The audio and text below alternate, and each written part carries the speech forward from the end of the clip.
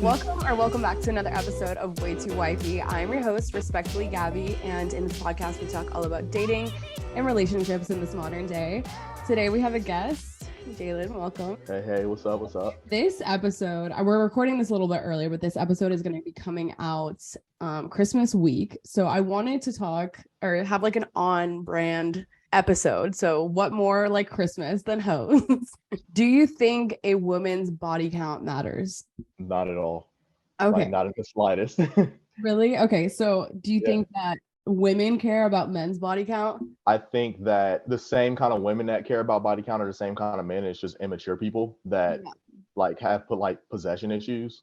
Yeah. I don't think I've never dated a girl in my adulthood that's had an issue with my body count. Most girls don't even bring it up. It's never been a topic of conversation. I don't ask the question. They don't ask the question. And if it somehow does make its way in the conversation, like it's never been an issue with, like I said, more mature women I've dated. But I mean, when I was back in college in my early 20s, definitely that was something that people cared about. For sure. I feel like don't ask if you don't want the answers. Yeah, exactly. I wanted to talk about more so like hoe phases. So yeah.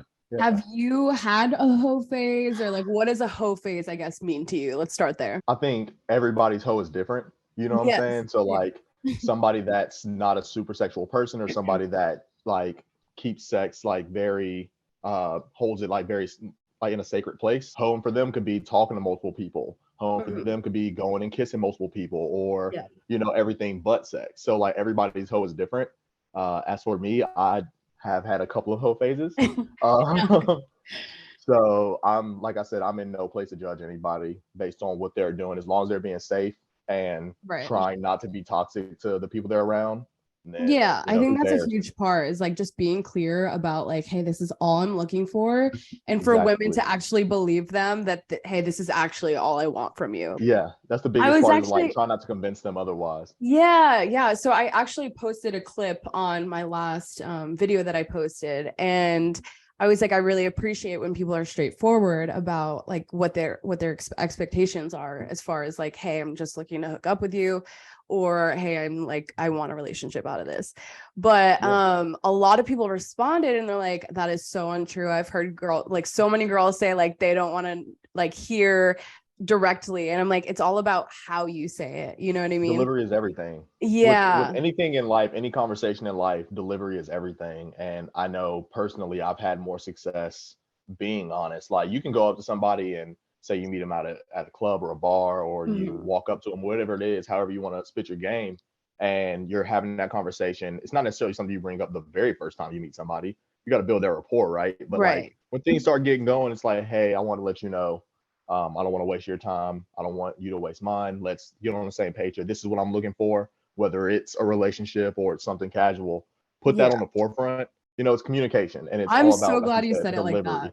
Yes, the delivery is everything. I'm so glad you put it that way. I feel like there's people that are like, yeah, I just want sex. Or like, I just want to fuck. Like, juice it up a little bit. Like, be a little more kind in the delivery. Like, I feel like men are just so straightforward in that sense that like they can say that and it's okay. And then they're like, they get mad when they're like, okay, well, every time I say that to a woman, she doesn't take well to it. It's like, no shit. Like we have to be at least like, hey, like this is what I'm looking for.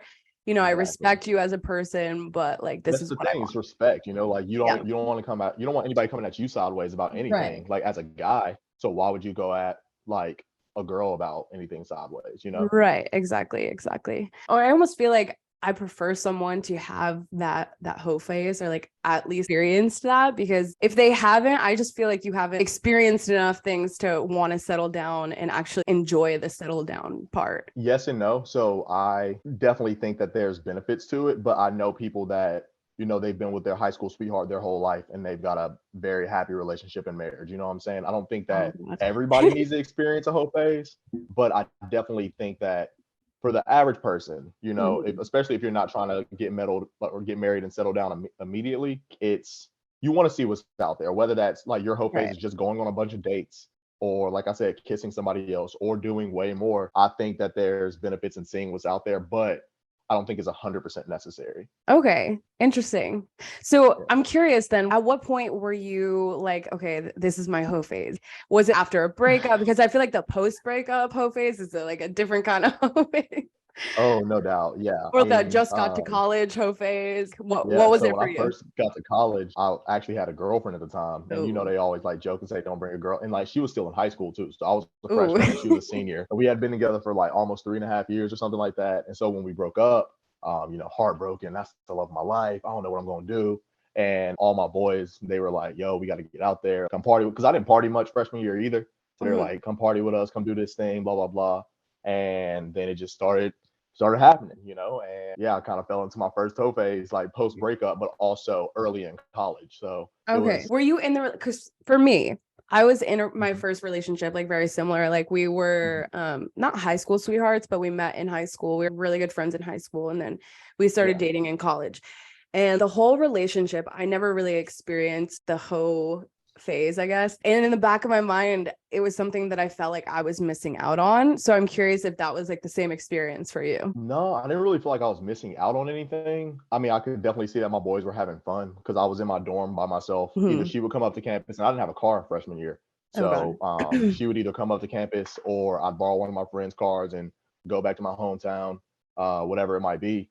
And we just text and FaceTime and just stuff like that. But it was never, I don't know, I felt like my friends were having more fun, not necessarily because they were having their hoe phase, but just because they were doing stuff and I was cooped up in the room.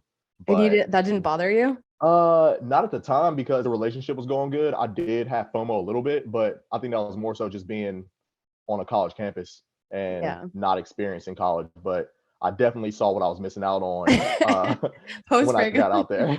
I don't know if this is too personal, but what does the hoe phase, I guess, look like for you? Like just sleeping with a bunch of girls, or? I mean, I think it's looked different at different phases of my life. Like my first hoe phase, when I had my first breakup, it was definitely just sleeping around, seeing what's out there, having fun, doing that kind of situation. And it's funny that you brought up earlier, like going up and telling somebody like I'm only interested in sex, because that's really how I kind of was a hoe, I guess. Yeah, like it was very like, hey, we're on your I'm F gonna be boy honest, shit. like I That's think, like yeah. But I was very much like, hey, like I'm gonna be honest with you, I'm attracted to you. I don't want anything serious. Would you be interested? And it was either a yes or a no, and it was usually a yes. And so that's how it was just able to happen. A later hoe phase I had in my like 20s, I'm working, making a little bit of money. I'm taking girls on dates, and not necessarily like trying to take them home after the first night. If that happened, cool, but that wasn't my priority. It was more so just getting out there and seeing how to date as an adult. Obviously with grown up money and grown up things, you start doing grown up activities. And and so that was kind of like my second hoe phase, was just seeing what was out there more so than just sex. And the whole time I'm not going out of my way and just like trying to rack up my body count or anything like that. But it was like, I'm not in a place to be in a relationship. I know that, but I'm also know that I have desires and I'm not gonna withhold myself from that. You know what I'm saying? Right. Okay. So when I was thinking back to like my hoe phase, I'm like, that was probably the best freeing, fun, liberating time. One of them, I guess, in my life. And I feel like if it's anything less than that, then you shouldn't be doing this, like the hoe phase. You know what I mean? Yeah. Like an exploratory phase in your life. But if it's anything that makes you feel awful, then it shouldn't be done. Women experience that a lot more than men. So I'm curious, as a man, did you ever get a time where maybe I'm doing a little too much now? Like, oh yeah, no doubt. And I'm kind of telling my whole story right now, but there was like a period where in 7 days it was 6 different girls. And I was like, I had to take a step back. I was like, this is not. I was like, this is questionable. This is not who I'm questioning I am. my own character. Yeah, it's like truly, I was like, this is not like who I was raised to be. This is not the kind of person I want to be. This is not the kind of man I want to be. And like, I took a step back and I was like celibate for a little while, really heal whatever I gotta figure out. And then when I got back into the dating game, my whole perspective changed. Everybody's story is different, but I definitely knew that I was doing too much and I had to take a step back. And I felt bad and even if I told the girl straight up, like, hey, this is just physical, I still felt bad because it's like, why? I was treating them like a number. And that's nobody ever wants to be treated like less. And that's how people get hurt and hurt more people. Exactly. Cycle of it's a crazy cycle. Yeah. I'm the kind of person that like, I like to, I guess, pillow talk, so to speak. So like, I'll chop it up with you, like, oh, how's your day going? Because I actually care about you as a person too. I think that's just a Cancer man thing. So yeah, probably. And so even though we just talked about like this being just friends with benefit situation, or just you hit me whenever you trying to get busy situation, because we're talking every now and again, sometimes feelings got developed. They would get upset if they saw me out with another girl or just stuff like that. And so my hometown is very small. Everybody knows everybody, and it's really easy to, for lack of a better term, get caught up. Even if you're completely kicking it with one girl, if she sees you out with another girl, her friend's gonna text her and gonna tell him, and it just turns into a big thing. So I was like, I'm just not trying to have the drama just to have sex, you know? It's not for that deep. sure. I 100% agree. With the girls that you were hooking up with at that time, were they like so cool? Like, hey, like, yeah, if it's just sex, it's just sex. Like, I don't mind either way. Or were they just like, okay, well, we'll go along with emotions. Maybe this will turn into something. Or I'd say it's about half and half. There were definitely some that were just like, cool, we're, you know, scratching the itch. And there are some other girls that were like trying to coax into a relationship situation. And those were always difficult because, you know, I think that physicality definitely matters when you're going for a partner, but also like how you connect. Just because you think somebody's attractive doesn't mean that you're all going to have a good sexual connection. And so you're talking to that person, you're vibing with that person, and then, you know, conversations come up and you start talking about just random stuff. People, feelings get involved, like I said. And even if you initially start off like, oh, I'm just trying to fuck, things can change over time. And so that was always difficult whenever that happened. Yeah. I think too, with just the fact that you're chopping it up with them, you're like asking how their day went, that can, in a woman's mind, oh, like maybe this is something more than it is, you know? It's a completely separate issue that we don't have to get into, but yeah, people don't treat people like people anymore. And so if you show them the smallest bit of kindness. I don't know though, because I mean, yes and no. Had a hookup buddy and it was strictly just that. Yeah. Texted me, okay, let's hang out. We already know what's up. And then would come over. We like barely talk to each other. Like literally don't talk to each other. And then just hook up. And then he would leave after. And I'm like, this is great. This is all I need from you. Like, this is, I'm fine with that. But if we were on a basis of where we were texting back and forth on the daily, I think that things might get misconstrued. Hey, maybe some feelings are starting to develop for you, you know? So that's where I'm like, I don't know. It's like, it's a thin line and you have to know where each you got to walk person it. is at. For sure. And it goes back to communication. It's definitely can be difficult to play that game. And I've gotten burned by doing that. I've caught feelings and I've had people catch feelings for me. It's difficult, but at the same time, I've been in a situation where it's just like a come through situation. And that's cool every now and again, but like I said, I care more about the connection than just the physical connection. Yeah. And so you can take the sex off the table. I can get sex from somebody else. Like if I'm fucking with you, I'm like, we're vibing, you know? Yeah. Even if you were just friends, you know, that's fine with me too. And that's just tough. I don't know. I feel like that's how like it's difficult. The lines get crossed a little bit and you're like, you know, like maybe, I don't know. But, and then another thing is I feel like a lot of girls are, oh, like women empowerment. Let's go be a hose this weekend, like hot girl summer. Let's do our thing. Oh, city girls up, you know, but then also get their feelings hurt, can't do that stuff. But I just feel like you have to know where you're at and then act accordingly. You know what I mean? Oh, yeah. Everybody's not built for it. You have to know what you're getting yourself into. And if you want just a hoe phase, you can't go into it with any type of feelings. Like you have to leave your feelings at the door. Do you think that guys struggle with that at all? The feelings side of things? Oh, for sure. And they'll never admit it. And like, they're going to put on the front all the time. Like, oh man, I'm hard.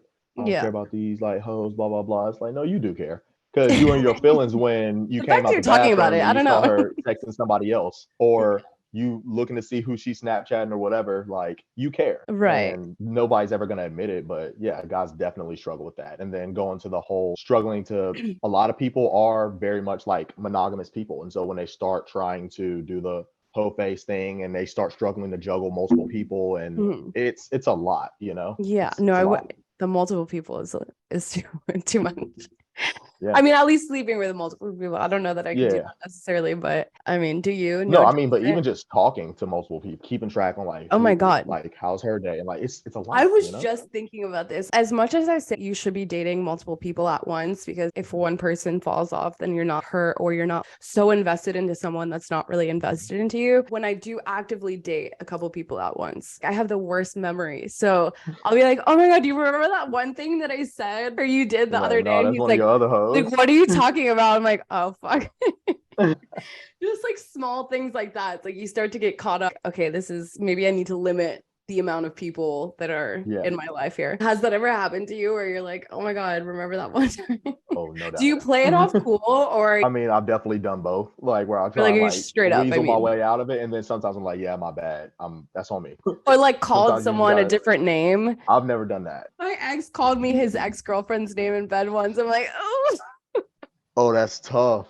Oh, that's tough. That was honestly, we didn't sleep together for like weeks after that. That really put a damper on the relationship. I'm sure. He's like, I swear I didn't say her name. I'm like, can you just stop lying? Because it's just making it more awkward. Outside of that, do you think that a girl who has a lot of guy friends is a red flag? Not at all. I want you to have guy friends because. But like a lot of them. What's a lot? Okay, she has very few girlfriends and a lot of guy friends. Is she close to her girlfriends or does she talk shit about her girlfriends? Both. You can't have both. You can't be close to somebody and talking shit about them. Frenemies. Have you never heard of it? No, that doesn't exist. Yeah, that's not a real thing. I don't know. To go back to the original question, it doesn't bother me. I'm also not a jealous person. And I also have a lot of girlfriends. And I'll tell girls in the first couple of dates, like, I have a lot of girlfriends. You'll meet them at some point. I'm not going to choose you over them. We have to get to a point in a relationship. Like, I mean, because like if we've gone on 2 or 3 dates and you're mad that I'm texting one of my girlfriends. Okay, so where do the limits, where do the boundaries come in? Because are you one-on-one hanging out with these girls while you're in a relationship? Not usually. Ever, like it'll be once in a blue moon situations, but it's like oh, hey, will you come help me move this? Or picking this up, can you help me? Like it's like more I'm assisting them with things. It's never let's go to the movies together, you know? Okay, so you genuinely think that men and women can be friends, just friends? Why can't we? Yeah, for sure. 100%. Without the, oh, I'm waiting to scoop in on her. If she gives me the opportunity to have sex with her, I will have sex with her. For sure. Without that, you're saying? Yeah, it definitely exists. I have friends that I can 100% say, like girlfriends, that I can say like, oh yeah, that's an attractive girl. And I've had opportunities and I haven't. And I'm not saying that, and it's because I value their relationship more than just their body. Like that reduces somebody to just their like sexual potential or just their romantic potential. And I think it's really, why can't you have relationships with somebody? They're human. They have emotions, they have feelings, they have interests. Why can't you vibe with them on that level? And also guys and girls, we're wired different. For sure, I'm going from a different person's perspective.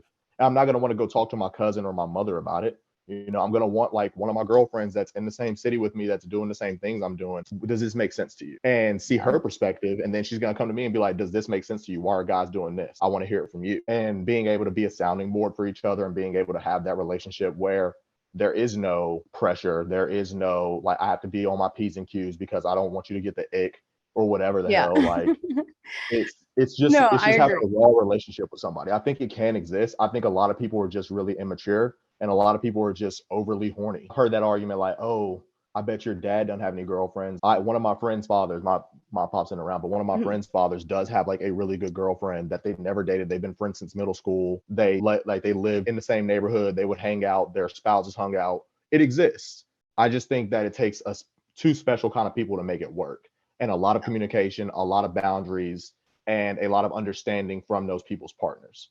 It can work and it can happen because they're just people at the end of the day, but you got to put your urges on the back burner if that's all you care about. I think emotional urges, like not emotional urges, but emotional boundaries. Oh, for sure. Yeah. Like if you're confiding in this girl while you have a girlfriend all the time, would you consider that cheating? Confiding about what? Instead of going to your girl when there's an issue, or if you and your girl are having like issues, you're constantly confiding and emotionally going to this girlfriend for your issues, I guess, instead of your girl. I definitely think that it's good to have a trusted third party that you can go to, but you have to, if the issue is between me and you, I need to go to you about it. At the end of the day, it doesn't matter what I say, like the problem is between me and you. Yeah, that would be an issue because you don't have the courage to go to your partner and discuss whatever issue is. So I wouldn't consider that cheating, but that would just be a character flaw in my partner. Like, why can't you come talk to me about whatever we're going through? And I understand, like, sometimes you want to vent and sometimes you want a sounding board on how to attack the conversation. But if you're never talking to me about any issues we're having and I'm thinking that everything's good and you're talking to, it could be one of your girlfriends, it could be to one of your guy friends, it could be to your mom, but you're going to another person. Oh my God, that drives me crazy. Everything's terrible. You're telling this person everything's terrible. Now they hate me. And I think that everything's good as far as I'm concerned. That causes a whole nother dynamic issue. I don't think it's because they're talking to her guy friend. I think it's because she's not talking to me about what she's going through. Does that make sense? Sure. Yeah, no, I totally get that. I say that like even to my family members, they're so like not direct to each other. And I'm like, can you just go to the source? Go to the source.